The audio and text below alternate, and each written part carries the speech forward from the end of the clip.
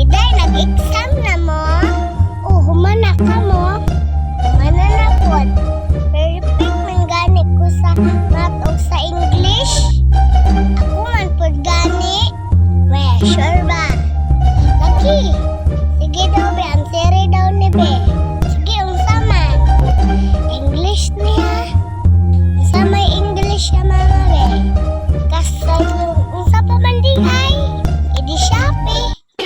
Hala, nagpataka ora. Ang English ya mama sa Shopee? Oh, kay sige mag-Shopee akong mama. Pataka roman ka oy. Mother man good. Sige, kini sa math na lang. 100 minus 10 is answer dayon. Edi 20. Hala, pataka ora. Nga naman, 20 man. Alangan, kagahapon kay gitagaan man ko 100 sa akong ninong. Onya, akong ipagunitan kay mama. Tapos nangayo kog G's. Pagkahapon kay akong gikuha. Tapos ang gihatag ni mama kay 20 na lang. Idi ang 100 minus 10 ay 20. Tuara.